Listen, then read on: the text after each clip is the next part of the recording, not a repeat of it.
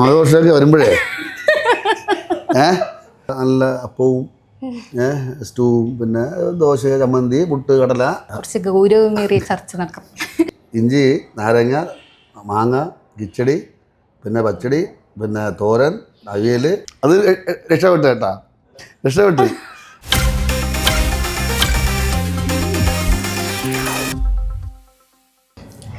അപ്പോൾ നമ്മൾ എന്തായാലും ഫുഡ് കഴിച്ചാണ് തുടങ്ങാൻ പോകുന്നത്. അപ്പോൾ ഫുഡിനെ പറ്റി തന്നെ ആദ്യം ചോദിക്കാം. ബിജുചേട്ടൻ്റെ ഏറ്റവും ഫേവറേറ്റ് ഫുഡ് ഏതാണ്? ഫുഡ് ഇഷ്ടം പറയും ഒരു സാധാ ഫുഡില്ല, എനിക്കല്ലാതെ ഇപ്പോൾ ചൈനീസിൻ്റെ ഐറ്റം എന്നുള്ള നമുക്ക് അങ്ങനെ കഴിക്കുന്നല്ലാതെ രുചിയോടെ ഞാൻ കഴിച്ചിട്ട്. എവിടെയെങ്കിലും ചെയ്യുമ്പോൾ ചൈനീസ് അറബിക് നാടൻ ഫുഡ് നമ്മൾ യാത്രകളൊക്കെ പോകുമ്പം ഇപ്പം പുറത്തോട്ടൊക്കെ പോകുമ്പോഴൊക്കെ അല്ലേ, പക്ഷെ അങ്ങനെ നമ്മുടെ എനിക്കിഷ്ടം ഈ കപ്പയും മീൻകറിയും അല്ലെങ്കിൽ നല്ല നല്ല അപ്പവും സ്റ്റൂവും പിന്നെ ദോശ ചമ്മന്തി പുട്ട് കടല അങ്ങനെയൊക്കെ പോവും. ഉപ്പുമ്പളയില് ബാലു ഭയങ്കര ഒരു കുക്കാണല്ലോ, കുക്കൊക്കെ ചെയ്യുന്ന ആളാണ്. ബിജുചേട്ടൻ കുക്ക് ചെയ്യും? പിന്നെ ഞാൻ വീട്ടിൽ പോകുമ്പോൾ മിക്കവാറും എൻ്റെ പണി ഇത് തന്നെയാണ്. കാരണം എനിക്കിഷ്ടമുള്ള മോക്ക് ഇഷ്ടമുള്ള കാര്യങ്ങളൊക്കെ ഉണ്ടാക്കി കൊടുക്കും. എന്ത് ഫുഡിലാ സ്പെഷ്യലിസ്റ്റ്? ചിക്കൻ, നാടൻ ചിക്കൻ, മീന് കുടംപുളിയിട്ട മീന്, അല്ലാതെ നമ്മുടെ ട്രിവാൻഡ്രത്ത് വാളൻപുളി എന്ന് പറഞ്ഞാണ് അതിട്ട് മുരിങ്ങക്കായിട്ട് പിന്നെ അതിൽ പച്ച മാങ്ങയില്ല മാങ്ങ അരിഞ്ഞിടും, പിന്നെ കപ്പയും അല്ല വെണ്ണ പോലത്തെ കപ്പയും മീൻകറിയും. അല്ല ഇങ്ങോട്ടില്ല, എല്ലാരും കളിയാക്കാൻ ആരും ഉള്ള പറഞ്ഞത് ഇന്നറിയാമോ. ഞാൻ ഇപ്പോൾ ഇവിടെ സെറ്റിനെ കുറ്റം പറയല്ല, എപ്പോഴും സെറ്റിലെ ഫുഡ് ആകുമ്പോഴേ നമുക്കൊരു മാസം 22 ദിവസം ഷൂട്ടുണ്ടല്ലോ. അപ്പം ഇപ്പം നമ്മൾ ഫുഡ് പറഞ്ഞ ആൾ ഇത് കാണുമ്പോൾ രസം എപ്പോഴും എല്ലാം ഒരേ ടേസ്റ്റാണ് നമുക്കങ്ങനെ തോന്നും. ഇപ്പം അവിയലിന് ഒരേ അതേ ടേസ്റ്റ് തന്നെ തോരനും അതേ ടേസ്റ്റ് തന്നെ സാമ്പാറിന് പേര് മാത്രമേ ഉള്ളൂ. അപ്പോൾ ആദ്യമൊക്കെ കുറച്ച് ടേസ്റ്റ് തോന്നുന്നു, പിന്നെ എപ്പോഴും ഒരേപോലെ ആകുമ്പോഴേ അങ്ങനെ പിന്നെ വീട്ടിൽ ചെല്ലുമ്പോഴും നമുക്ക് നല്ല രീതിയിലുള്ള ഫുഡൊക്കെ കിട്ടും. ഇപ്പോൾ കഴിച്ചിട്ട് ഇത്രയും ടേസ്റ്റിൽ ഞാൻ വേറൊരു ഫുഡ് കഴിച്ചിട്ടേ ഇല്ല അങ്ങനെ. അല്ല അത് അങ്ങനെയൊക്കെയാണ്. അമ്മൂമ്മ എൻ്റെ അമ്മ നല്ല ഈ കടച്ചക്കയില്ലേ ചീമച്ചക്ക അതിൽ കൂട്ടുകറി അങ്ങനെ അപ്പം അങ്ങനെയൊക്കെ ഉണ്ടാക്കും. പിന്നെ ടേസ്റ്റ് കഴിച്ചിട്ടില്ല എന്ന് പറഞ്ഞാൽ ചില സ്ഥലങ്ങളിലൊക്കെ പോയിട്ട് ചിക്കനൊക്കെ കഴിക്കുമ്പോഴേ നമ്മൾ വ്യത്യസ്തമായിട്ട്. ഞാനൊരിക്കൽ ദുബായിൽ ഇങ്ങനെ പോയിട്ട് എന്താ പറയുക ഇതിന് ഞാൻ ജഡ്ജായിട്ട് എനിക്കൊന്നും പറഞ്ഞുകൂടാ. അവിടെ ഒരു ഹോട്ടലിൽ ചെന്നിരുന്നപ്പോൾ ജഡ്ജിൻ്റെ നന്നായിട്ട് പണി അറിയാമെന്നുള്ള ആൾ എൻ്റെ കൂടെ ഉണ്ടായിരുന്നു.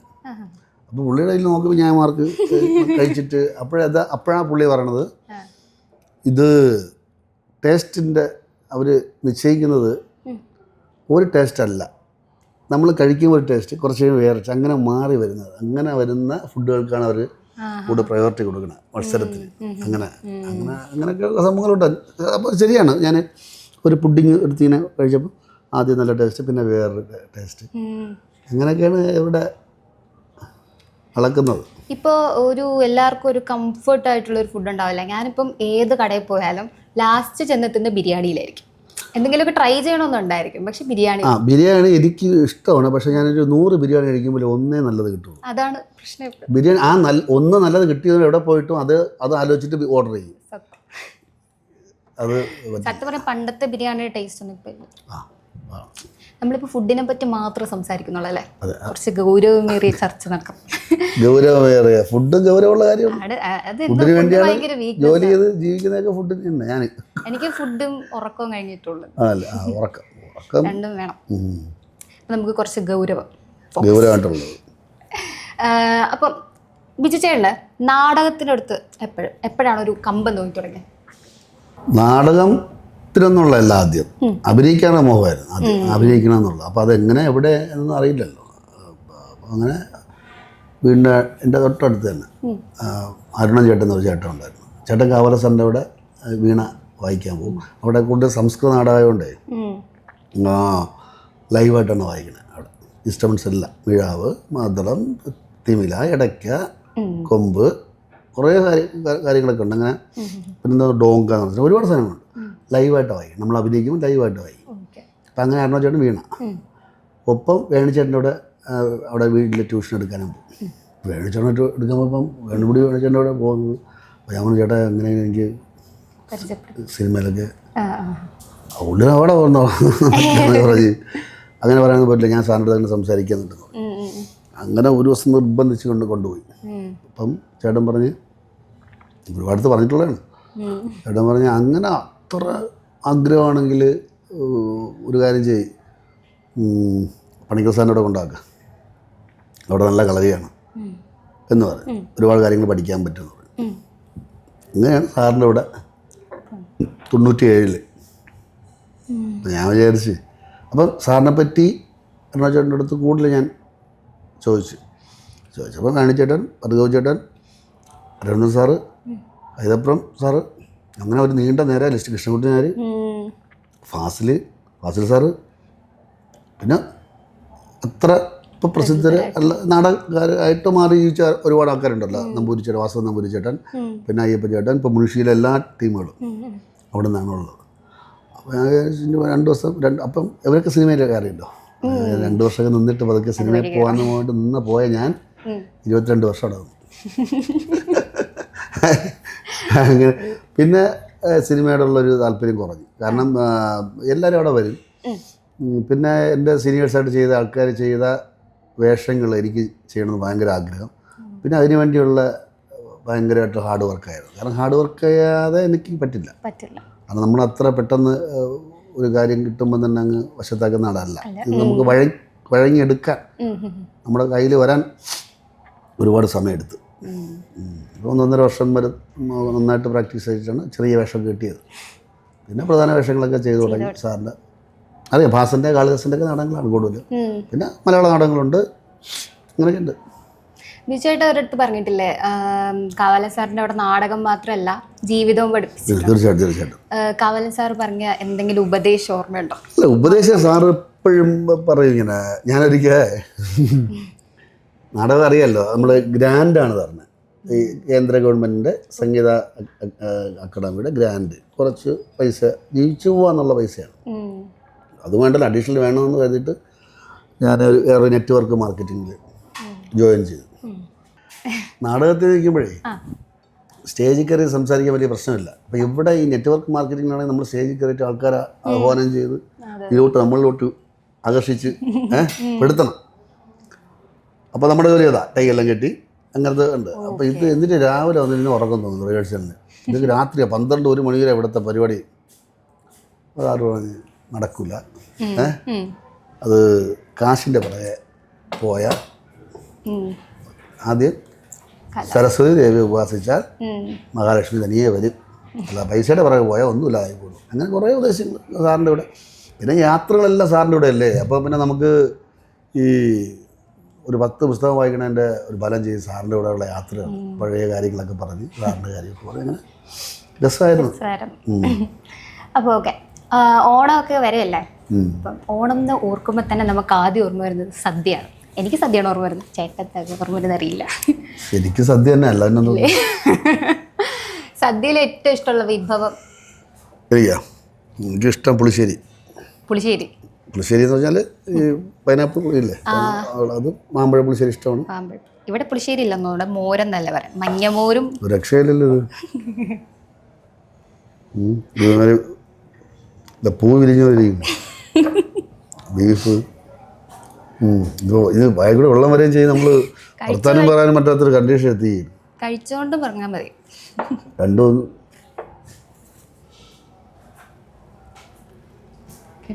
കേട്ടോ. നല്ല ആളാണ് വിളിക്കണേ, ഇപ്പോൾ നിർത്തൂല. നസീർ സംക്രാന്തി. ഓക്കെ, അപ്പോൾ ഇഷ്ടമുള്ള പായസം ഏതാ? അട, പാലട പായസം, ബോളിയും പാൽപ്പായസം. അത് ഇഷ്ടമാണ്. നമ്മുടെ സത്യം പറഞ്ഞാൽ സദ്യയില് ഇഷ്ടമില്ലാത്ത ഒന്നുമില്ല. സത്യ. ഇഞ്ചി, നാരങ്ങ, മാങ്ങ, കിച്ചടി, പിന്നെ പച്ചടി, പിന്നെ തോരൻ, അവിയൽ, ഓലൻ, കാളൻ, ഇങ്ങനെ പോകുന്നത്. അത് എന്നിട്ട് നമുക്ക് പിന്നെ പ്രത്യേകിച്ച് തിരുവനന്തപുരംകാർക്ക് സദ്യ എന്ന് പറയുമ്പോൾ ഒരു മെയിൻ സാധനമാണ്. നമുക്കല്ലേ കൂടുതലും കറിയുള്ള. പിന്നെ എന്ത് അത് ഇഞ്ചി തൊട്ട് അങ്ങോട്ട്. ഇഞ്ചി എന്ന് വെച്ചാൽ 101 കറിക്ക് സമമാണ് ഒരു ഇഞ്ചി എന്ന് പറയണം. അപ്പോൾ കഴിക്കുന്ന രീതിയുണ്ട്. എന്തിനാണെന്നറിയാമോ? ഈ നമ്മൾ അടപ്പായസം കഴിച്ചിട്ട് നമുക്കൊന്ന് ചെകിടിക്കും. അടുത്ത് വരുമ്പോൾ അടുത്ത ഓട്ടം തന്നെ ഒരു നാരങ്ങ നക്കി മാറ്റും. എന്നിട്ട് അടുത്ത പായസം. അത് കഴിയുമ്പോൾ അടുത്തത് ഒന്ന് നോക്കി കോളി അല്ലേ. എന്നിട്ട് പിന്നെയും ചോറ്, പിന്നെ പുളിശ്ശേരി. ചില സ്ഥലങ്ങളിൽ ആദ്യം പറഞ്ഞത് എന്താണെന്നറിയാമോ? അവിയൽ കൊണ്ടുപോകും അടുക്കുകയും. അത് കഴിഞ്ഞിട്ട് പായസം വരും, അത് കഴിഞ്ഞ് ചോറ് വരും. അങ്ങനെ ഓർഡർ മാറി വരുന്നതുകൊണ്ട്. അപ്പോൾ അവരൊക്കെ വന്നിട്ട് വേണ്ടതെന്ന് കഴിക്കുമ്പോൾ ഇത് എന്ത് കഴിക്കാൻ തന്നെ ഒരു രസമല്ലേ.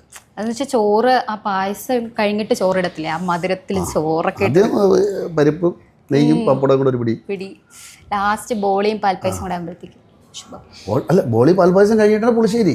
അത് കയ്യിലിങ്ങനെ ഒഴിച്ച് പുളിശ്ശേരി വന്നിട്ട് കഴിച്ചിട്ട് പിന്നെ വരുന്നത് രസം. അത് കഴിച്ച് മോര്, ഇഞ്ചി അതാണ് ദഹിക്കാൻ വേണ്ടിയിട്ടാണ് ഇഞ്ചി കറിവേപ്പില ആയിട്ടുള്ള മോര്. അത് കഴിയും അല്ലേ. അങ്ങനെയാണ് കാര്യങ്ങൾ. അപ്പൊ ചേട്ടൻ ഓണമെന്ന് കേൾക്കുമ്പോൾ ആദ്യം വരുന്നൊരു ഓർമ്മ എന്തായിരിക്കും?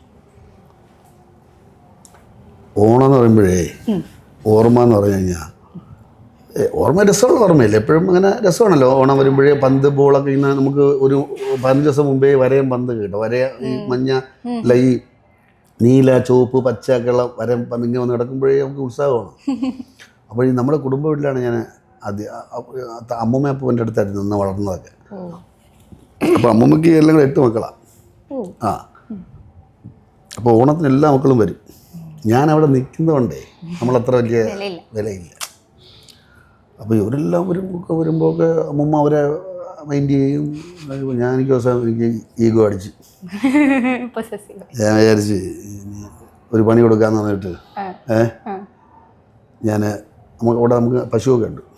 അപ്പോൾ അവരോട് തൊഴുത്തിലിങ്ങനെ ഒരു പടിയുണ്ട്. നല്ല വെയിൽ, ഞാൻ കയറി ഇങ്ങനെ കിടന്നു. അപ്പോൾ അവിടെ സദ്യ കിടക്കുന്നു, ഞാൻ ഇങ്ങനെ കിടന്നു. എന്നിപ്പോൾ വിളിക്കും എപ്പോൾ വിളിക്കാൻ വിചാരിച്ചിട്ട് ഉറങ്ങി 3:30 മണിയോടെ കിടന്നു. ആരും വിളിച്ചില്ല. ചീറ്റിപ്പോയി. കാരണം അല്ല, അത് പിന്നെ ഭയങ്കര സങ്കടമൊക്കെ ആയിരുന്നു ആദ്യം. ഇപ്പം അല്ലെങ്കിൽ കാരണം അധികം വാശി കൊണ്ട് കിടന്നതാണ്. ഇപ്പം വിളിച്ചോണ്ട് വന്ന് അപ്പം അവരെ തിരക്കും കാര്യങ്ങളൊക്കെ അല്ലേ. കാണാത്ത ആൾക്കാർ, എപ്പോഴും കാണാത്ത ആൾക്കാരല്ലേ. ഇങ്ങനെയൊക്കെയുള്ള അനുഭവങ്ങൾ. പിന്നെ എന്താണ് മാവേലി വേഷങ്ങൾ കേട്ട് ഈ സംഭവം കഴിയല്ലേ. അപ്പോ ഉപ്പും മുളകില് ഇത് ഒട്ടിയിരിക്കുന്നു കേട്ടോ ചേട്ടാ. ഇപ്പൊ ആഘോഷമൊക്കെ വരുമ്പോഴേ എടുക്കാൻ പാടാണോ? ആഘോഷമൊക്കെ വരുമ്പോഴേ പറ. ആഘോഷമൊക്കെ വരുമ്പോ അപ്പം എന്നിട്ട് അത് രക്ഷപ്പെട്ടു കേട്ടാ, രക്ഷപ്പെട്ടു കിട്ടി. ഇപ്പൊ പുറത്ത് ഇവിടെ പിടിച്ചിറങ്ങണം. ആഘോഷമൊക്കെ വരും പറ. ഇത് ഞളയി വരട്ട്. എന്നിട്ട് അയ്യോ നീ പറ. അടിച്ചാണ്ട കേട്ടോ. ഇതെടുത്തോ, ഞാനിക്കതല്ലേ. ഇതെന്താ സാധനം? ഡ്രാഗൺ ചിക്കനാ? ബീഫാണോ? ബീഫല്ലേ? നോക്കട്ടെ. ബീഫായിരിക്കും. ഇല്ല, ചിക്കനാണോ? ഡ്രാഗൺ ചിക്കനായിരിക്കും. അറിഞ്ഞൂടാ, മോള് പറഞ്ഞിട്ടുള്ള മോള് ഇങ്ങനെ എന്താ പറഞ്ഞോണ്ടിരുന്നെ? ഉപ്പുംകുളയിൽ എന്തെങ്കിലും ആഘോഷമൊക്കെ വരുമ്പോഴത്തേക്കും ബാലു ഭയങ്കര ആക്റ്റീവായിട്ടാണല്ലോ ഇറങ്ങി നിൽക്കുന്നത്. ചേട്ടൻ എങ്ങനെയാ ലൈഫിൽ ഭയങ്കര ആക്റ്റീവായിട്ട് ആഘോഷങ്ങൾക്ക്? പിന്നെ ആഘോഷമൊക്കെ നമ്മളൊന്നും മിസ് ചെയ്യാറില്ല. മാക്സിമം അടിച്ചു പൊളി, ഓടിച്ചാടി. പിന്നെ എപ്പോഴും ലൈവായിട്ട് നിൽക്കുന്നതല്ല നമുക്ക് കാര്യങ്ങൾ നടക്കുള്ളൂ. അതെ, ഒന്ന് നമ്മളിന്ന് ഡെസ്പായ തീർന്നു. ഉറപ്പാണ്. അപ്പോഴേ ചേട്ടനാണെങ്കിൽ അഭിനയത്തിലോട്ടൊക്കെ വന്നപ്പോഴത്തേക്കും വീട്ടുകാരെങ്ങനെയായിരുന്നു? നാടകത്തിലോട്ടൊക്കെ കയറാൻ സമയത്ത് സപ്പോർട്ടായിരുന്നു? അച്ഛൻ പറഞ്ഞു, നാടകത്തിൽ പോയപ്പോൾ നീ നിൻ്റെ വിളയിൽ കാണാൻ വരുന്നില്ല, നാടകത്തിൽ കിട്ടുന്ന പൈസക്കാലം ഞാൻ തരാമെന്ന് പറഞ്ഞു. സത്യം, കള്ളം പോയല്ല. കാരണം ഞാൻ ഓട്ടോമൊബൈൽ പഠിച്ച് മരക്കാല ജോലി കിട്ടി.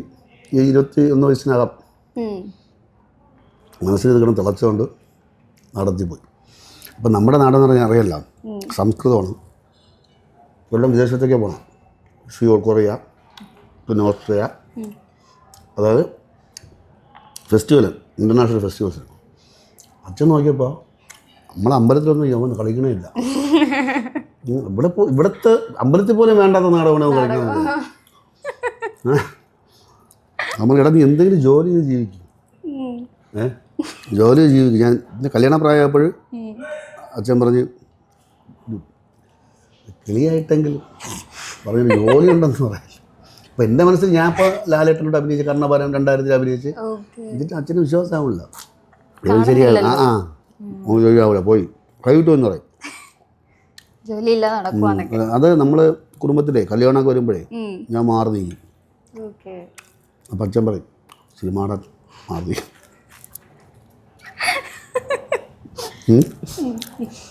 അങ്ങനെ കുറേ അവഗണന കിട്ടിയിട്ടുണ്ട്. അപ്പം ഞാൻ വിചാരിക്കുന്നറിയാം അടുത്ത വർഷം കാണിച്ചു കൊടുക്കാം. എവിടെ കാണിക്കാം, അവിടെ വേഷം കിട്ടിയാലേ. എൻ്റെ അളിയൻ ഗൾഫിലാണ്. പുള്ളി പറയും എടാ നീ വന്ന വഴിക്കൊക്കെ നിൻ്റെ പോസ്റ്ററാണല്ലടാ, നിൻ്റെ പോസ്റ്റർ കളിയാക്കുന്നത്. എനിക്ക് രാജമാണിക്യത്തിൽ എനിക്ക് ചെറിയൊരു വേഷമുണ്ട്. എല്ലാവരെയും വിളിച്ചോണ്ട് പോയി. അളി എന്തോ മൊബൈൽ എന്തോ നോക്കിയിരുന്നപ്പോൾ എൻ്റെ അത് കടന്നുപോയി. പിന്നെ അത് മതിയായിരുന്നു. കാറിൻ്റെ ബാക്കിൽ പൊടിയടിക്കുമല്ലോ, അപ്പോൾ അളി എഴുതി വെച്ച് മാണിക്യം ബിജു.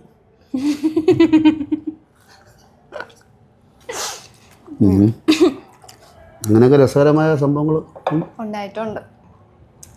വീട്ടുകാരെ പറ്റി പറഞ്ഞപ്പോഴേ പെട്ടെന്ന് ഉപ്പുമുളകിലിപ്പോൾ കുട്ടിയുടെ ചിറ്റപ്പൻ, അതായത് ബാലുവിന്റെ സ്വന്തം അനിയൻ, മോള് സ്വന്തം മോള്, മാധവൻ തമ്പി യഥാർത്ഥ അച്ഛൻ്റെ പേര് കുട്ടമുള്ള എൻ്റെ അപ്പൂൻ്റെ പേരാണ്. ഇങ്ങനെ ഫാമിലി കണക്ഷൻ. കാരണം ഇത് എഴുതുന്ന ആള് ഇത് നട്ടലെന്ന് പറഞ്ഞ സ്ക്രിപ്റ്റാണ് കേട്ടോ. നമ്മൾ സ്ക്രിപ്റ്റ് പഠിച്ചിട്ട് കയ്യിൽ കൂടെ ഇട്ട് ഞാനും കണ്ണനും ഭയങ്കര ഫ്രണ്ടാണ്. കണ്ണൻ വഴിയാണ് സത്യം പറഞ്ഞാൽ ഇങ്ങോട്ട് വന്നത് തന്നെ. അപ്പം നമുക്ക് എൻ്റെ വീട്ടിലെ കാര്യങ്ങളൊക്കെ കണ്ണൻ അറിയാം. നെയ്യാറ്റിങ്ങനത്തെ കാര്യങ്ങൾ, ഇതുപോലെ നമ്മൾ അച്ഛൻ്റെ കഥകളും അപ്പൂപ്പൻ്റെ കഥകളൊക്കെ പറയും. അപ്പോൾ നമ്മൾ ഓരോ ക്യാരക്ടറിന് നമ്മളതിൽ ഡയറക്ടർ സാറുണ്ടല്ലോ, നമ്മളുടെ കൂടെ വളഞ്ഞിരുന്ന അതേ കഥ ഉണ്ടാക്കണം. ചിലപ്പോൾ നാളത്തെ കഥ ഇന്നും ഉണ്ടാക്കും, എന്തെങ്കിലും സംഭവം അങ്ങനെ ഉണ്ടാകും. അപ്പോൾ നമ്മൾ കഥ പറഞ്ഞപ്പോൾ നമ്മുടെ കഥാപാത്രങ്ങൾ തന്നെ വന്നു. അങ്ങനെ ഓരോ കുട്ടമുള്ള ഭയങ്കര കേട്ടിട്ടുള്ള പേരാണെങ്കിലും അത് നമുക്ക് കിട്ടുന്നൊരു ഭാഗ്യമാണ്. നമുക്ക് കിട്ടുന്നൊരു ഭാഗ്യമാണ്. കാരണം ഒരു സീരിയൽ അല്ലെങ്കിൽ സീരിയലല്ലത് ഒരു ചാനൽ മൊത്തം നമ്മളെ ഏൽപ്പിക്കുക, നമ്മൾ അതിൻ്റെ രീതിയിൽ കൊണ്ടുപോകാം. 9 വർഷമായില്ലേ, അപ്പം അങ്ങനെ പോവുക. അതൊരു രസമുള്ള കാര്യമായിരുന്നു. ചേട്ടൻ സിനിമയിൽ അഭിനയിക്കണമെന്നല്ലായിരുന്നു ആഗ്രഹം? ആണ് തുടക്കത്തിൽ. എന്നിട്ട് നാടകത്തിലോട്ട് പോയി. അപ്പോൾ എപ്പോഴെങ്കിലും ഇങ്ങനെ ഞാൻ അന്നേ നാടകത്തിലോട്ട് പോവാതെ സിനിമയിൽ ചാൻസ് ചോദിച്ച് നടന്നിരുന്നെങ്കിൽ ഞാനൊന്നൊരു സൂപ്പർ സ്റ്റാർ ആയി എന്ന് ചിന്തിച്ചിട്ടുണ്ടോ? എന്താണ് ഉദ്ദേശം? നിൽക്കുന്നതും എല്ലാം നാടകത്തിൽ നിന്ന് കിട്ടിയ ബലമാണ്. അല്ലാതെ ഞാൻ ഈ പറയും പോലെ ബോൺ ആക്ടറോ അല്ലെങ്കിൽ ഓരോ സംസ്കൃതം കടിച്ചാൽ പൊട്ടാത്തൊക്കെ ഞാൻ കഷ്ടപ്പെട്ട് പഠിച്ച് പറഞ്ഞ് 3-4 സംസ്കൃത നാടകങ്ങളിലും മെയിൻ വേഷം ചെയ്തു. ഞാൻ വേണിച്ചേട്ടൻ ചെയ്തു, ഗോവിച്ചേട്ടൻ ചെയ്ത വേഷമൊക്കെ പിന്നെ ഞാൻ ചെയ്തു. അല്ലാതെ അതില്ലെങ്കിൽ പിന്നെ ഈ നമുക്ക് പഠിച്ച് മറന്ന് ചെയ്യുക എന്നുള്ള സംഭവത്തിന് കാവല സാറിൻ്റെ നാടകങ്ങളിൽ കിട്ടുക. ആ പഠിച്ച് മറന്നിട്ടാണ് ഉപ്പുമുളക് ചെയ്യണം. അതേ സാറ് പറഞ്ഞ ആ പേറ്റാണ് നമ്മളെല്ലാവരും ഉപയോഗിക്കണം. പഠിച്ച് അങ്ങനെ ചവച്ച് തുപ്പാതെ നമ്മളായിട്ടുള്ള രീതിയിലാക്കി എടുത്തിട്ട് നമ്മൾ ഇങ്ങനെ ചെയ്യുക. അപ്പം അല്ലാതെ ഒരിക്കലും നാടകം ചെയ്യാൻ പോയില്ലെങ്കിൽ ഞാൻ ഒരിക്കലും ഇങ്ങനെയൊന്നും ആവില്ല. ബിജുവിൻ്റെ കൂടെ എങ്ങനെയാണ്? സോപാനാണ് തിയേറ്ററിൻ്റെ പേര്. അതറിയാം, അതില്ല എന്നായിരുന്നു. ബിജു ഗായനം പറഞ്ഞ് ഇടാൻ പറ്റുമോ? ബിജു നെട്ടായോ എന്ന് ഇടാൻ പറ്റുമോ? അല്ല വിടാം. കാരണം എനക്കതുപരി എനിക്ക് എന്തെങ്കിലുമൊക്കെ തന്നത്. പിന്നെ ബിജു കാവാലത്ത് ഇടാൻ പറ്റില്ല, കാവാലം സ്ഥലത്തിൻ്റെ പേരാണ്. അത് ഇവിടെ കുട്ടനാട് ഇങ്ങനല്ലേ. അപ്പോൾ ഞാൻ ആലോചിച്ചു എങ്കിൽ ബിജു സോപാന. അങ്ങനെ ആലോചിച്ചിട്ട് എൻ്റെ വീടിൻ്റെ പേര് സോപാനാണ്. അതെൻ്റെ മോളിട്ട പേരാ. ഞാൻ മോളുടെ പേര് ഗൗരി ലക്ഷ്മി ഇടാൻ പോയപ്പോൾ മോൾ അന്നേ പറയും അച്ഛൻ ഇങ്ങനെയൊക്കെ ആയത് എൻ്റെ ഇത് അപ്പൂപ്പൻ്റെ കാവലപുരം അങ്ങനെ ഇഷ്ടമാണ്. അപ്പം അതിട്ടാൽ മതി, സോപാനം ഇട്ടാൽ മതി. അങ്ങനെ മോള് പറഞ്ഞിട്ട് കൂടെയാണ് ഞാൻ സോപാനം, അല്ലെങ്കിൽ അവളുടെ പേരിട്ടാണ് വീട്ടുപേര്. അതുകൊണ്ട് കഴിക്കാൻ ബുദ്ധിമുട്ടല്ലേ സംസാരിക്കും? വേറെ അങ്ങോട്ട് മാറ്റി പിടിക്കാം, പിന്നെ ബുദ്ധിമുട്ടിക്കാം. ചേട്ടനെ കാണുമ്പോൾ തന്നെ ഇപ്പം ചിരിവായിരുന്നു. ഞാൻ ആർക്കും അറിയണത്തുണ്ടാ നന്നായിട്ട് ഹാർഡ് വർക്ക് ചെയ്യും. നിർത്തിയിട്ട് പോടാ, എത്ര നാളായി നീ കിടന്ന് കളിക്കുക. മൂന്ന് എങ്ങനെ ഇത്രയും അസാമാന്യ എന്താ എന്താ എനിക്കറിയൂടാ. സ്വാഭാവിക അഭിനയം വരാൻ വേണ്ടി കുറച്ച് പാടാണ്. നമ്മൾ ഡയലോഗ് ശ്രദ്ധിക്കും. 5 മക്കളായിട്ട് പിന്നെ ലെറ്റർ കൊടുക്കും ഇയാൾ. ബിജു ചേട്ടൻ റൊമാൻറ്റിക് ആണ്.